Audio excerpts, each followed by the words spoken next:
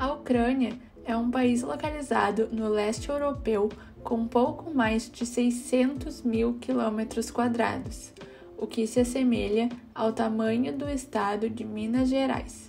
Sua população é de 41 milhões de pessoas. Ao longo da história, muitas tribos e povos passaram por essa região, até que os eslavos se consolidaram por lá e ocupam esse território até os dias de hoje. A Ucrânia fez parte da União Soviética até 1991, quando se tornou um país independente. Muitos acontecimentos históricos negativos aconteceram no local, como o Holodomor nos anos 30 e o acidente nuclear na usina de Chernobyl em 1986. Após o colapso soviético, a Ucrânia sofreu uma grave crise econômica nos anos 90, vendo seu PIB encolher em 60%. Porém, desde 2000, o país se estabilizou e sua economia passou a crescer em média 7% ao ano. Até que, em 2013, começaram os protestos conhecidos como Euromaidan. Esses protestos tinham como objetivo uma maior integração ucraniana à União Europeia. Essas manifestações resultaram na queda do então presidente Viktor Yanukovych, já que ele era mais alinhado à Rússia do que à Europa. Desde então, a Ucrânia tem se aproximado mais do mundo ocidental e aspira a entrar para a União Europeia e para a OTAN, que é a aliança militar de grande parte dos países ocidentais. No entanto, em fevereiro de 2022, o presidente russo Vladimir Putin anunciou uma operação militar especial para desmilitarizar a Ucrânia e lançou uma invasão em larga escala ao país. Mas por que a Rússia se importa com a Ucrânia? Por que eles não aceitam que os ucranianos façam suas próprias escolhas? É isso que vamos ver nesse vídeo. Para responder essas perguntas, vou expor 3 diferentes tópicos. Primeiro, a importância histórica. Segundo, os interesses econômicos. E terceiro, os aspectos militares. Para entender a importância histórica que a Ucrânia tem para a Rússia, precisamos entender alguns fatos. Para muitos russos, incluindo o presidente Vladimir Putin, a Ucrânia faz parte do que eles chamam de Rússia histórica, possuindo a mesma etnia e idiomas muito próximos. Inclusive, cerca de 30% dos ucranianos têm o russo como primeira língua. Eles consideram Rússia e Ucrânia um só povo, pois há fortes laços históricos que unem ucranianos e russos há séculos. Esse argumento é trazido da época em que a região era habitada por diversas tribos eslavas e possuíam sua capital em Kiev, atual capital ucraniana. E foi em Kiev que no século VIII chegou o cristianismo, religião que serviria de base para o estabelecimento da Rússia de Kiev, o estado eslavo do qual russos e ucranianos extraíram sua ascendência.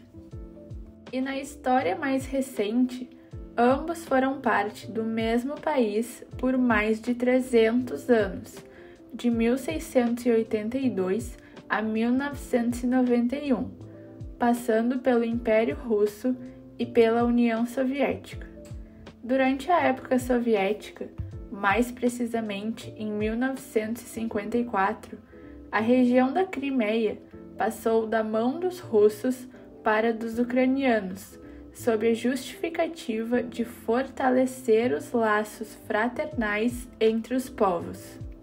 Entretanto, desde a queda da União Soviética, o governo russo começou a ser pressionado por vários nacionalistas residentes na Rússia e na Crimeia, para que a península retornasse ao domínio russo.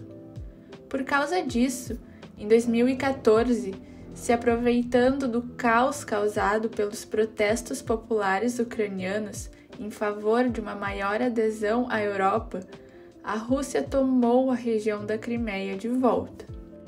Em termos econômicos, com a dissolução da União Soviética, a Ucrânia herdou parte importante das indústrias soviéticas, com destaque para a de aviação, que produzia inclusive aeronaves militares.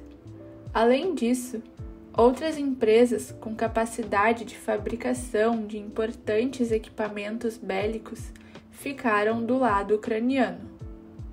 Putin também idealiza um bloco econômico do leste europeu, mas sem a Ucrânia, esse bloco seria inviável.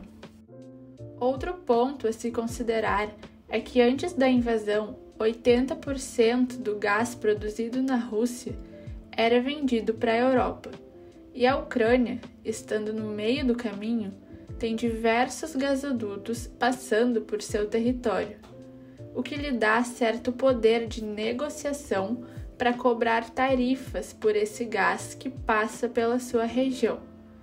Esses gasodutos geram para o país dezenas de bilhões de dólares por ano em taxas.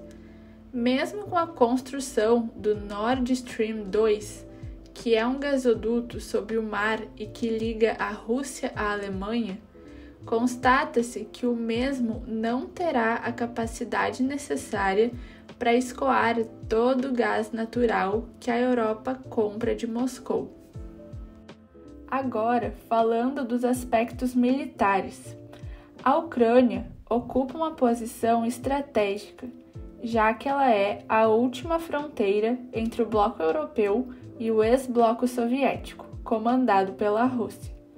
O território ucraniano é visto por Moscou como uma garantia de defesa de possíveis invasões inimigas, sendo considerado um estado tampão. Mas o que é isso? Estado tampão é um termo da geopolítica que aponta um país situado entre duas grandes potências previsivelmente hostis e que, pela sua própria existência, poderá prevenir algum conflito entre ambas.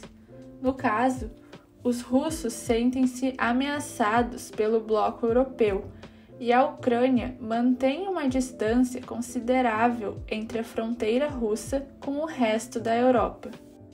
Entretanto, com a Ucrânia aspirando a entrar para a OTAN, que é a maior aliança militar do mundo e conta com quase todos os países da Europa, mais os Estados Unidos, os russos teriam o seu inimigo, que é como eles veem a OTAN, batendo à sua porta. E na visão deles, isso é inadmissível, já que um míssil saindo da fronteira da Ucrânia com a Rússia chegaria em Moscou em até 5 minutos. Quando a OTAN manifestou sua intenção de incluir a Ucrânia em sua aliança militar, a Rússia deixou claro que uma linha vermelha havia sido ultrapassada. O presidente Vladimir Putin alertou os diplomatas norte-americanos que as medidas para trazer a Ucrânia para a aliança militar seriam consideradas como sendo um ato hostil à Rússia. E como será a Ucrânia após a guerra?